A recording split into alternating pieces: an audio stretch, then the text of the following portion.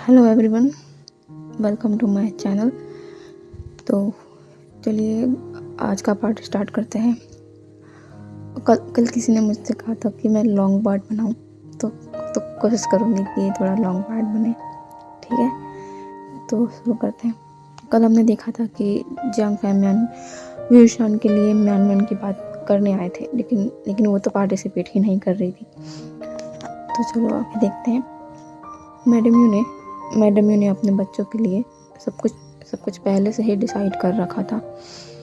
अब उन्होंने Jiang Cheng की ओर इशारा किया और जियांग चेंग अपनी जगह पर खड़ा हो गया और हॉल के बीचों बीच आ गया और उसने कहना शुरू किया, मैं जियांग सेक्ट का दूसरा राजकुमार जियांग चेंग वैन सेक्ट की राजकुमारी वैन किंग को अपनी वाइफ के रूप में कोर्ट करना चाहता हूँ। यह कहकर उसने वैन किंग को बो किया और उसे हेयर पिन ऑफर की। तभी वैन रोहन ने वैन किंग की ओर देखा और नोट किया। तभी वैन किंग अपनी जगह पर खड़ी हुई और उसने झुककर बो करते हुए कहा, मुझे ये प्रपोजल मंजूर है। और जियांग चेंग ने वो हेयर पिन उसके हाथ में रख दिया। वैन किंग वापस अपनी जगह पर बैठ गई। जियांग चेंग जानता है वैन किंग स्वभाव से थोड़ी स्ट्रिक्ट है, इसलिए वो भी अपनी जगह पर वापस बैठ गया। सेम प्रोसेस और भी राजकुमारों ने किया।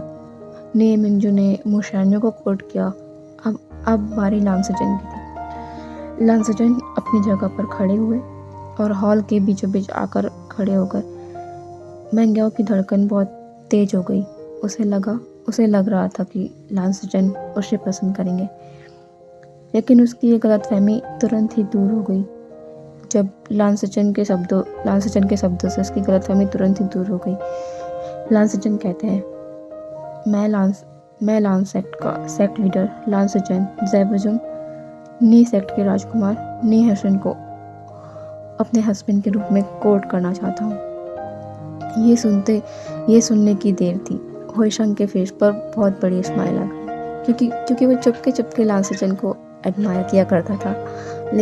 लेकिन उसे शौक भी लगा, क्योंकि उसे लगता था लांसचन मैंग्याओ को कोर्ट करना चाहेंगे। लेकिन उन्होंने लांसचन को मैंग्याओ से ज़्यादा कुछ लव टाइप का अट्रैक्शन नहीं था, लेकिन उन्होंने सोचा कि मैंग्याओ उन्हें समझता है, इसीलिए वो मैंग्याओ को कोर्ट करें।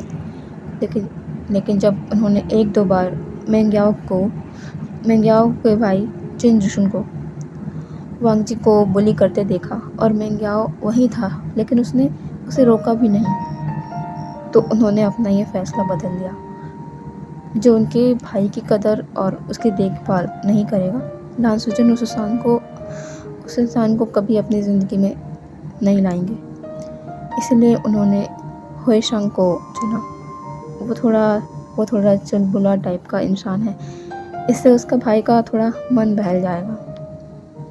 लान बांगजी को भी शौक लगा था जब उसके भाई ने मैंग्याओ की जगह नी होइशंग को कोर्ट करना चाहा, क्योंकि उसे भी यही लगता था कि उसके भाई मैंग्याओ का नाम लेंगे।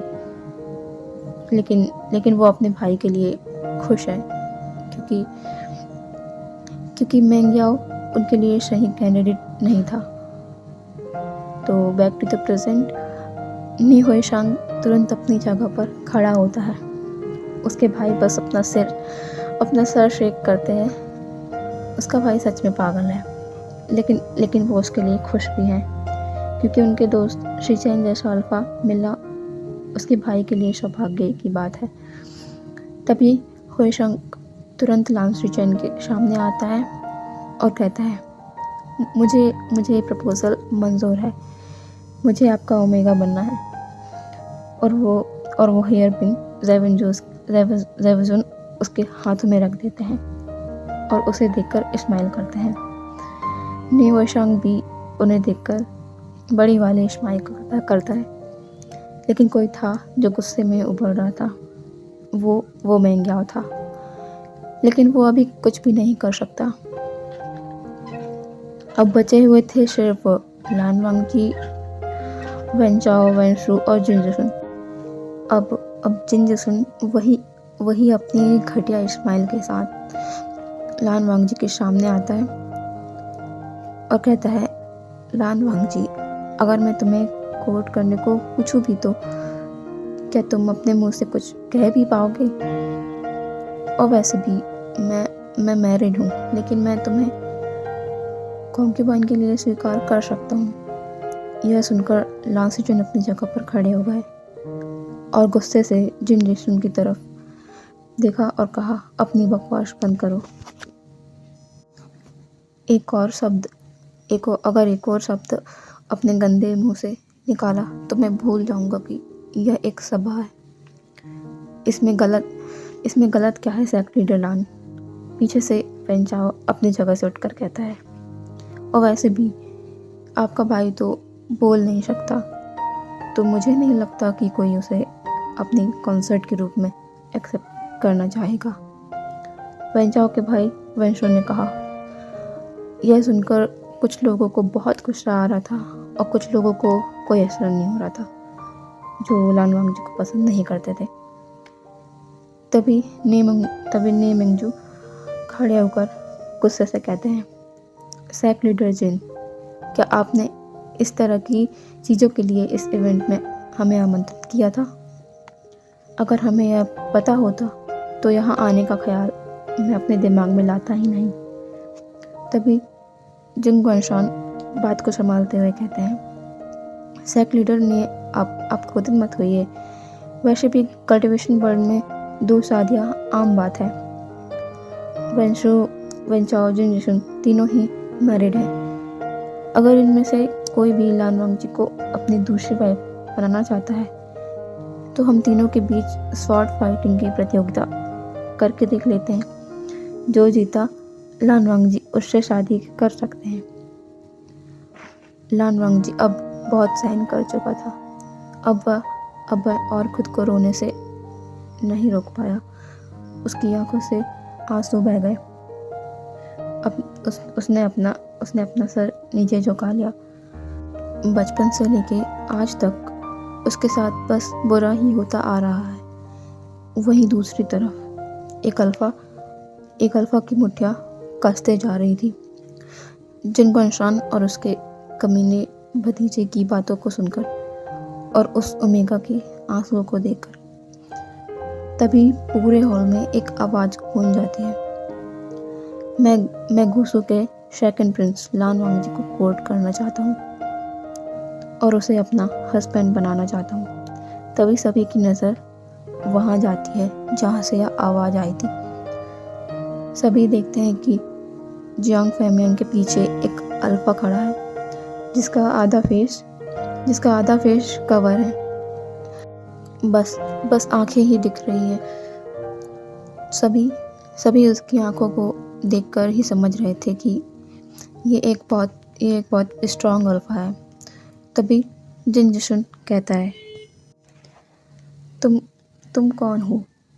जियांग फैमियांग कहते हैं कि ये मेरा एडॉप्टिव सन है, वी वुशियान। वो तीनों अल्फा कहते हैं, तुम उसे कोर्ट नहीं कर सकते। पहले प्रस्ताव हमने दिया था और अभी मुकाबले के बाद हमें पता चल ही जाएगा कि लान वांगजी को कौन कोर्ट कर सकता है। तभी वी वुशियान कहता है, और यह बात कहने वाले तुम होते कौन हो? अभी महाराज जिन गुआनशान ने कहा कि मुकाबला करने के बाद जो भी विजेता होगा वो उसे कोर्ट कर सकता है। तो क्या तुम मुझसे डर गए हो जो मुकाबला नहीं करना चाहते हो? तीनों अल्फा गुस्से से उसकी ओर देखते हैं और कहते हैं, डर, और वो भी तुमसे, ये हो ही नहीं सकता। तभी विशान कहता है, मैं अकेला ही तुम तीनों से मुकाबला करूँगा। देखते हैं तुम मुझे हरा पाते हो या नहीं। तीनों अल्फा भी कहते हैं, ठीक है, फिर देखते हैं कि तुम कब तक हमारे सामने टिक पाते हो। तभी वो सभी जिन सेक लीडर की तरफ देखते हैं। ये बात जिन गुआनशान बर्दाश्त ही नहीं कर पा रहा था कि कोई अल्फा आकर उसकी बातों के बीच में बोले, इसीलिए उसने भी मुकाबले के लिए हाँ कह दी। असल बात यह थी कि जिन गोंशान की घटिया नज़र लान वांगजी के ऊपर थी। आज से नहीं, बहुत पहले से। उसका भतीजा जिन जसन तो बस एक मोहरा है उसके हाथ का लान वांगजी को पाने के लिए। लेकिन बीच में 2 वैन अल्फा आ गए। जिन गोंशान ने मुकाबले की बात इसीलिए कही क्योंकि इन वैन अल्फा को आसानी से हरा सकता है वैंसू। लेकिन ये कौन सा नया अल्फा उसके रास्ते में कांटा बन रहा है। और जिन गोंशान का लान वांगजी के प्रति इन घटिया थॉट्स को विभीषण ने शायद भांप लिया था। उसने दुनिया ऐसे ही नहीं घूमी, लोगों को परखना उसे बहुत अच्छे से आता है। इधर लान वांगजी सोच रहा था कि उसे पाने की होड़ में एक और अल्फा शामिल हो गया। लान वांगजी ने उस अल्फा को देखा जिसका आधा फेस कवर है। उसकी आंखें बस दिख रही है, लेकिन लान वांगजी ने उसकी आंखों में अपने लिए वो नहीं देखा जो वो दूसरे अल्फाज की आंखों में अपने लिए देखता है। उसकी आंखों में उसे खुद के लिए लस्ट नहीं दिखी। उसकी आंखों में खुद के लिए उसे केयर दिखी। उसने मन में सोचा, क्या यह अल्फा बाकियों जैसा नहीं है? तभी उसके विचार वहीं रुक गए जब उसने किसी लेडी की गुस्से भरी आवाज़ सुनी। वो ऑफ कोर्स मैडम ये थी जो विभीषण के इस स्टेप को देखकर शॉक हो गई थी। उन्होंने अभी जियांग यानली और जियांग चेंग का रिश्ता 2 बड़े का बिंदु से जोड़ा है और ये विभीषण उन्हीं लोगों से भिड़ने लगा। अगर उन्होंने जिन्स और वैंस को ऑफेंड कर दिया तो कहीं वे रिश्ता ना तोड़ दे। इसलिए अब मैडम यू खुद पर काबू नहीं कर पाई और उन्होंने विभीषण को तुरंत रोकने के लिए अपनी गुस्से भरी आवाज़ में कहा, विभीषण क्या कर रहे हो तुम? तुरंत अपनी जगह पर वापस आओ और तुम्हें कोई ज़रूरत नहीं है लान वांगजी को कोर्ट करने की। विभीषण ने कहा, ये मेरा फैसला होगा कि मैं किसे कोर्ट करना चाहता हूँ और किसे नहीं। विभीषण, अगर तुमने इस तमाशे को यहाँ नहीं रोका तो आज से तुम्हारा और हमारा कोई भी रिश्ता नहीं रहेगा।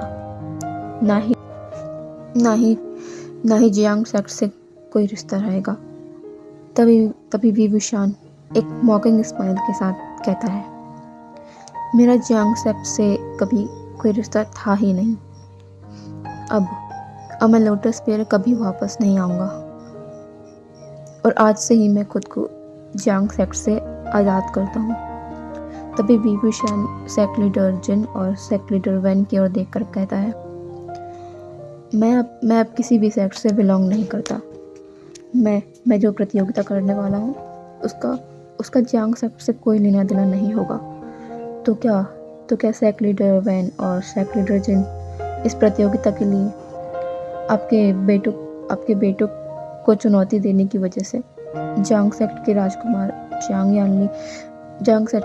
जियांग चेंग और राजकुमारी जियांग यानली से अपने बच्चों के रिश्ते तोड़ देंगे? तभी वैन रुआन कहते हैं, बिल्कुल नहीं, ये सिर्फ एक प्रतियोगिता है, इसका सेक्ट के रिश्तों से कोई लेना देना नहीं है। सेक्ट लीडर जियांग, आप बेफिक्र रहिए, हम राजकुमार जियांग और वैनकिंग की शादी नहीं तोड़ेंगे। अब जिन गुआनशान के पास भी कोई रास्ता नहीं बनता प्रोटेस्ट करने का, क्योंकि उसे अपनी इमेज जो बनाए रखनी है।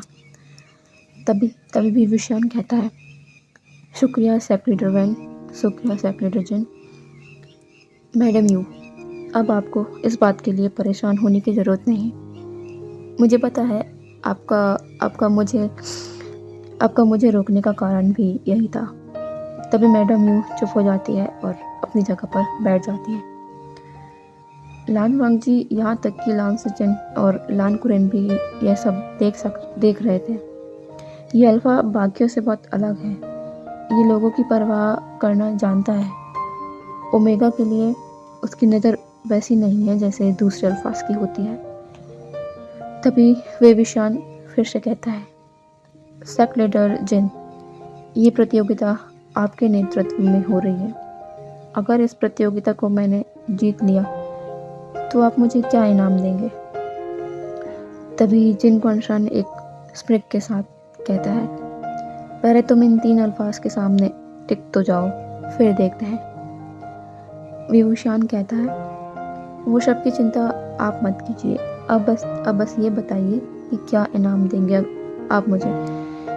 तभी जिन कौनशान फुल अकड़ में कहते हैं, जो तुम चाहोगे वो मिलेगा।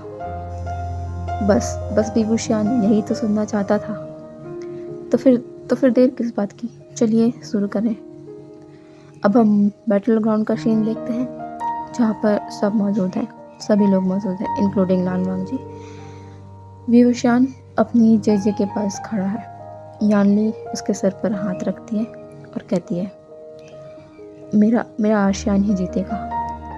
विभूषान इस्तेमाल करके नोट करता है, लेकिन वो इस्तेमाल किसी को दिखेगी नहीं, क्योंकि ऑफकोर्स विभूषान ने ब्लैक क्लोथ से अपने आप को कवर जो किया है। अब विभूषान के सामने वेंचाओ, वेंजू, जिनजिसुन तीनों अल्फाज खड़े हुए थे। तभी जिन कौनशान कहते हैं, प्रतियोगिता शुरू की जाए, और प्रतियोगिता शुरू हो जाती है। तीनों अपनी तलवार निकाल लेते हैं और वुशियान भी अपनी शुबियन को श्रवण करता है। सभी लोग वुशियान की तलवार देखकर अपनी ही सोचों में थे। ये तलवार बहुत पावरफुल नजर आती है। तभी चारों के बीच बैटल शुरू होती है। तीनों अल्फा एक अकेले वुशियान पर अटैक कर रहे थे और वुशियान हवा की तरह तेजी से इनके अटैक्स को डॉज कर रहा था, वो भी बिल्कुल स्मूथली। सभी लोग वुशियान की तेजी को देखकर शॉक थे। ये अल्फा इतनी स्पीडली मूव कैसे कर सकता है? और वुशियान ने जो करना चाहता था वो कर लिया। उसने इन अल्फाज को इतनी बुरी तरह थका दिया था, और आखिरकार वुशियान ने हवा में ऊपर की ओर उठकर एक ऐसा वार किया कि तीनों ही अल्फा दूर जाकर गिरे। उनके माउथ से ब्लड निकल आया। सभी लोग अमेज्ड होकर विभूषान की तरफ देख रहे थे। ऐसा पावरफुल कल्टिवेटर उन्होंने अभी तक तो नहीं देखा था। सभी लोग जांग फैमियान और मैडम यू की तरफ हताश भरी नजरों से देख रहे थे। इतने पावरफुल कल्टिवेटर को उन्होंने अपने सेक्ट में नहीं रखा। क्या ये जांग सेक्ट वाले बेवकूफ़ है? मैडम यू को अभी समझ नहीं आएगा कि उन्होंने क्या खोया है। लान सेचेन और लान कुरेन तो कुछ समझ ही नहीं पा रहे थे। उन्हें ऐसा लग रहा था कि कोई आशा की किरण उन्हें मिल गई। लान वांगजी इस अल्फा के साथ होगा तो कोई इसे बुली क्या? वांगजी की तरफ नजरें उठाकर देखने में भी 100 बार सोचेगा। वांगजी भी ये देखकर हैरान था, और जिन कौनशान को देखकर लग रहा था कि उसके ऊपर किसी ने ठंडा पानी उड़ेल दिया है। इतने साल की लान वांगजी को पानी की ख्वाहिश धरी की धरी रह गई। वो कुछ नहीं कर सकता। तभी वुशियान उन तीनों अल्फाज को देखता है, जो उसे खा जाने वाली निगाह से देख रहे थे। विभूषान बस एक स्माइल करता है, जो ऑफकोर्स किसी को नहीं दिखेगी। उसके फेस पर क्लोथ लगा हुआ है। अब विभूषान लान वांगजी, लान कुरेन और लान सेचेन के पास आता है और उन्हें ग्रीट करता है। वो भी उसे ग्रीट करते हैं। तभी वुशियान कहता है, कायदे से मैंने राजकुमार लान वांगजी को कोर्ट कर लिया है, लेकिन मैं जबरदस्ती किसी को अपने साथ नहीं बांधना चाहूँगा। अब वह लान वांगजी की ओर देखते हुए कहता है, मैं एक रॉक कल्टिवेटर हूँ। मेरा कोई ठिकाना नहीं, न मेरा कोई घर, न मेरा कोई सेक्ट, न मैं किसी सेक्ट से बिलोंग करता हूँ। क्या आप मेरे साथ इस तरह से अपना जीवन व्यतीत कर पाएंगे? लान वांगजी अपने भाई की ओर देखता है और साइन लैंग्वेज में कहता है कि मैं इन्हें अपना अल्फ़ा स्वीकार करता हूँ। मुझे इनके साथ रहने में कोई भी तकलीफ़ नहीं होगी। मैं हर कदम पर इनके साथ चलना चाहता हूँ। अपनी बाकी की ज़िंदगी अपने हस्बैंड के साथ बिताना चाहता हूँ। लान सेचेन बस चुपचाप सब समझ रहे थे। ये पहली बार था जब उनके भाई ने इतनी बात की है। उनके भाई उनसे कभी भी ज़्यादा बात नहीं करते थे, लेकिन इस अल्फ़ा के साथ रहने के लिए उनके भाई ने पहली बार उनसे खुलकर बात की है। इससे लान सेचेन का मन भर आया। उन्होंने विवरशान की ओर देखा, उन्हें एक डीप बो करते हुए कहा, मास्टर वे, मेरा भाई आपके साथ रहना चाहता है, आपसे ही वेडिंग करना चाहता है। उसका कहना है कि वह हर पलों में आपके साथ रहेगा, चाहे सुख के पल हो या दुख के पल, वो आपका साथ नहीं छोड़ेगा। इसीलिए कृपया करके उसे अपना लीजिए। लान सेचेन एक बार फिर बो करने को झुकते हैं। इस बार विवरशान उन्हें उनके शोल्डर से पकड़कर सीधा खड़ा करते हैं और कहते हैं कि आपको ये करने की ज़रूरत नहीं है। मैं आपके भाई से शादी करूँगा और प्रॉमिस करता हूँ कि उसे कभी कोई दुख पहुँचने नहीं दूँगा। लान वांगजी को यह सुनकर बहुत ज़्यादा खुशी महसूस हुई। न जाने लान वांगजी को उस वक्त क्या हुआ था कि उसने विवरशान को अपना अल्फ़ा स्वीकार कर लिया। शायद उसके दिल ने उसे ऐसा करने को कहा। वो अब सेक्ट में एक बंद क्वार्टर के अंदर अपना जीवन नहीं जीना चाहता। वो आज़ादी से अपनी ज़िंदगी जीना चाहता है। खुले आसमान के नीचे हर जगह घूमना चाहता है अपने अल्फ़ा के साथ, और हो सकता है वो आगे अपनी बहुत अच्छी फैमिली बनाए। शायद इन्हीं थॉट्स ने उसे विवरशान को स्वीकार करने के लिए प्रेरित किया। विवरशान अपने हाथ को अपने सिर पर बनी पोनीटेल पर ले जाता है और वहाँ से एक रेड रिबन को खोलकर अपना हाथ वांगजी की तरफ बढ़ा देता है और कहता है कि ये मेरी तरफ से कोर्टिंग गिफ्ट है। ये मेरी माँ की आखिरी निशानी है। अब आपको इसे संभालना है। लान वांगजी विवरशान के आगे झुकता है और उस रिबन को अपने हाथ में ले लेता है। अब विवरशान लान कुरैन की ओर देखता है और कहता है, मैं लान वांगजी को अपने साथ अभी ले जाऊंगा। मैं ज़्यादा देर कहीं नहीं रुक सकता। और रही बात शादी की, वो हम हमारे घर जाकर हमारे एंसेस्टर के सामने कर लेंगे। लान कुरैन सहमत तो नहीं दिख रहा था, लेकिन विवरशान कहता है, आप मुझ पर विश्वास कर सकते हैं। हम आवारा कल्टिवेटर हैं जो ज़्यादा दिन तक एक ही जगह नहीं रुकते। सर्दियों में मैं लान वांगजी को अपने साथ खुशू लेकर आऊँगा, क्योंकि सर्दियों में हमें घर पर ही रहना पड़ता है। तो उस वक्त तक हम लोग खुशू में रुक सकते हैं। अभी सर्दियाँ आने में थोड़ा वक्त है। आप चिंता मत कीजिए, मैं उसका पूरा ध्यान रखूँगा। तभी लान कुरैन कहते हैं, ठीक है, लेकिन जैसा तुमने कहा कि तुम वांगजी को लेके आओगे, तो तुम्हें ये बात याद रखनी होगी। विवरशान कहता है, आप बेफिक्र रहिए, मैं उसे आपके पास जरूर लाऊंगा। अभी तक सभी लोग इन्हीं की तरफ देख रहे थे। तभी विवरशान सामने आता है और कहता है, जिन सेक्ट लीडर, क्या अब आप अपनी बात रखेंगे? मेरा इनाम? जिन गनशान अब कुछ नहीं कर सकता, उसे यह करना ही होगा, क्योंकि उसने ही यह कहा था, जिनवान शान कहता है, ठीक है, बताओ क्या चाहते हो तुम।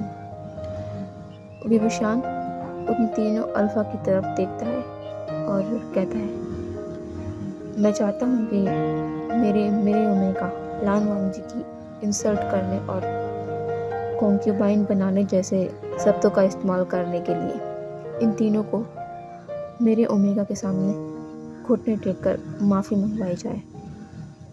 यह सुनकर सभी जगह सन्नाटा पसर गया और तीनों अल्फा गुस्से से उसकी तरफ देख रहे थे।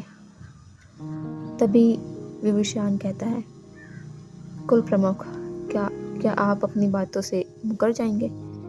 अपने भतीजे के लिए पेंचाओ और वंसु ने उसके फादर की ओर देखा, लेकिन पेंड्रोहान ने कुछ नहीं किया। वो जानता है कि उनके लड़कों ने ही गलती की है। तभी जिनवान शान भारी मन से कहता है, ऐसा ही होगा। सॉरी गाइस, मैं इससे ज़्यादा नहीं बना सकती। अभी हॉलीडेज थे तो मैं वक्त निकाल लेती थी, लेकिन अब मुझे थोड़ा बिज़ी होना पड़ेगा, मेरी स्टडीज़ रहेगी, इसी वजह से मैं बस इतना ही अपलोड कर पाऊँगी। प्लीज़ माइंड मत करिएगा। और अगर मेरे वीडियोस आपको पसंद आते हैं तो प्लीज़ लाइक कीजिए और चैनल को सब्सक्राइब ज़रूर कीजिएगा। ओके, और आप एफएफ के रिकॉर्डिंग जो भी बात कहना चाहते हैं ज़रूर कह सकते हैं, बिल्कुल हिचकिचाने की ज़रूरत नहीं है। ओके, तो ठीक है, कल मिलते हैं नए पार्ट के साथ। Okay, bye bye.